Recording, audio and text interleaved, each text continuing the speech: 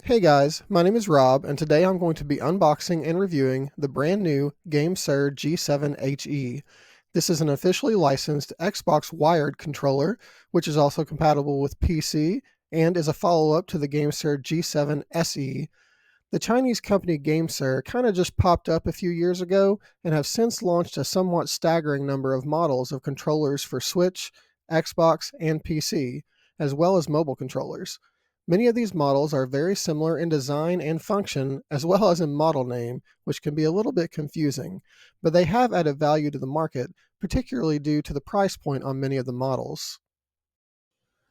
The standout models, in my opinion, are the G7 line, which originated with the GameSir G7 in, I believe, 2022 and was followed with the G7 SE or Special Edition, and now we have the G7 HE, which just launched a couple of weeks ago and can currently be purchased directly from GameSir's official website.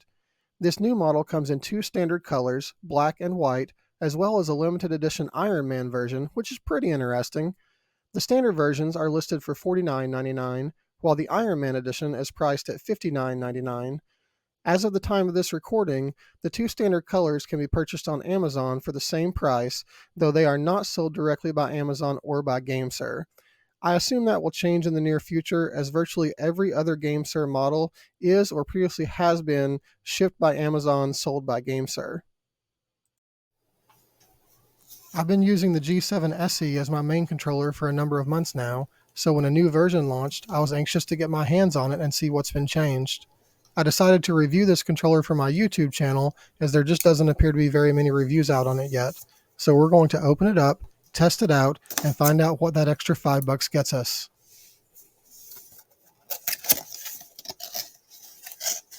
So the packaging is pretty much identical to the prior G7 controllers.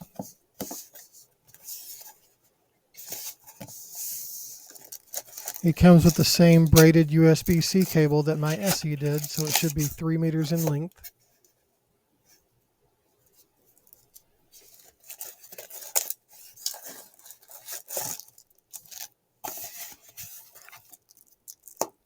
Okay, so we've got the controller here along with the paperwork.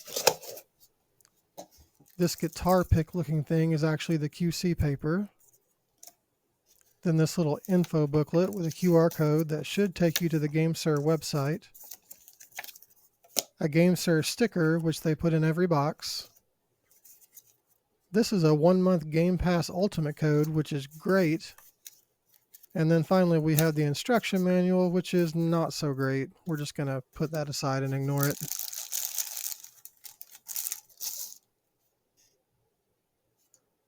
As expected, it looks and feels very similar to the G7 SE.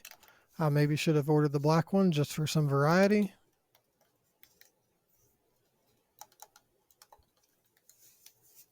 What does feel different is this rubberized grip, and honestly it feels great. They did advertise this as a feature on the HE, but I wasn't expecting it to be this aggressive. And then this is really the big difference between the SE and the HE. The face buttons are now mechanical rather than membrane. The original G7 actually had mechanical face buttons, but the G7 did not. So this is kind of like a returning feature, and one I'm glad that we're getting back for this line of controllers. These feel great. Just to compare, this is my SE that is my daily driver currently, and they do look pretty much identical. I will say that the HE actually feels a little smaller maybe in terms of like the depth of the handles, but I think maybe that's just the rubberized grip throwing me off. They certainly look the same.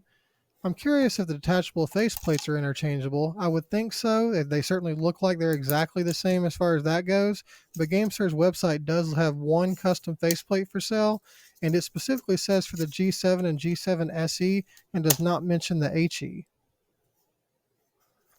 And yep, it fits just fine. Those magnetic connections snap right in place, no gaps or anything, so those are absolutely interchangeable. And here is one feature of the SE that was actually removed from the HE, so a downgrade, I guess you would say. There's no longer a lockout system for the rear buttons. I've never used those before. I don't have any issues with the rear buttons on these controllers. I never get accidental presses. I never have a reason to turn them off, so I guess for someone that could be a downside, but I just don't care. I guess I'd prefer not to have them because it's an extra button that I'm never going to use. So it doesn't really feel like we're losing anything to me. And yeah, there's just a clear audible difference between the membrane switches and the mechanical switches from the SE to the HE. The triggers and shoulder buttons feel the same. As with all GameSir controllers, the biggest pro feature missing is trigger stops. I made my own for the SE, and it looks like I'll be doing the same thing for the HE.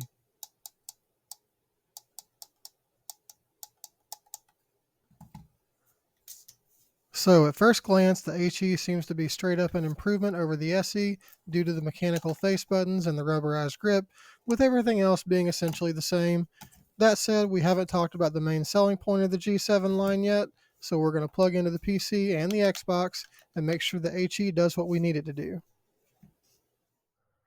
This is the GameSir Nexus app, which you can download directly from the Microsoft Store on PC. This app is also officially supported on the Xbox, so if you're on a Series S, Series X, Xbox One, you can download the GameSir Nexus app and use this app to adjust the settings on the controller. So we're going to go ahead and plug in our HE and see if it's recognized. And it is. I was a little worried about this. I had actually read some reports saying that this was not yet supported by the Nexus app, but it does look like the version has updated. I believe that's today. I'm pretty sure I had checked this yesterday and the version had not changed, so that must be brand new today. So when you click on profiles, it takes you to the landing page where you can enable any of the custom profiles or the default profile. And this is also where you'll find one of the most important features of the G7 controllers, which is this report rate button. In the GameSir app, you can actually change the polling rate of the controller, switching between 250, 500, and 1000 Hertz. If you go into configure on any custom profile, you have 4 tabs of customization. The first one is mapping, and this is one of the 2 ways that you can map your rear buttons, but in addition to that, you can remap all of the other face buttons on the controller. You can also unmap buttons entirely, which is a feature I only recall seeing on GameSir controllers and Microsoft's Elite Series 2. If you're somebody who has a death grip on your controller all the time and find yourself inadvertently pressing L3 or R3, it can actually come in handy to be able to just unequip those. The second tab is for the thumbsticks, which is another big selling point of this controller. Both the G7 SE and HE are equipped with GameSir's Hall Effect thumbsticks. I'm not going to go on a super long tangent here, but long story short, you want Hall Effect thumbsticks. The most common point of failure for game controllers has always been thumbsticks, as nearly all first and third party controllers used potentiometer thumbsticks until very recently, and over time those thumbstick modules wear out and the controller develops stick drift. If not immune, Hall Effect thumbsticks are at least much less likely to develop stick drift, which isn't a matter of if but when on potentiometer thumbsticks. So on this tab, you can change the min and max range of each thumbstick, which is essentially how you can tweak your dead zones. Typically, with Hall Effect sticks, I move each minimum dead zone to the lowest point I can get and still have the sticks bounce back to 0, 0 resting input. It looks like I'm at 1 and 3 on this controller, which is actually the best I've seen out of the 4 or 5 GameSir Hall Effect modules I've tested. The third tab is for trigger customization, and there are a couple of things you can do here. First, you can change the range on each trigger, meaning how far you have to depress the trigger in order for it to register input, and then you can also enable the hair trigger mode, which will change the triggers to on-off mode basically, meaning any input will register as 100% input. The last tab is for vibration customization, where you can individually set the intensity of the vibration motors in the triggers and the grips. I personally prefer not to have vibration for most games I play, so I generally just turn these off.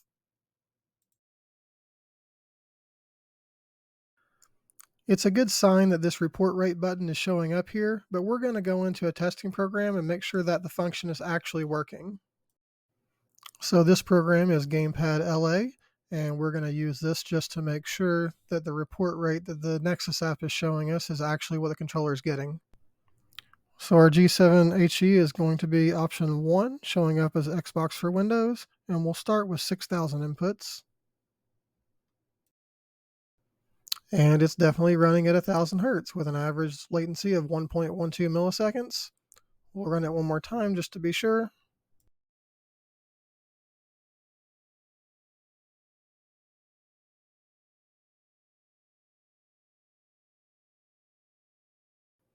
And same result, 1000 hertz, average latency of 1.11 milliseconds.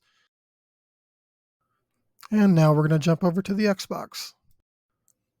Okay, so first off, please excuse the poor quality here, but this is very interesting.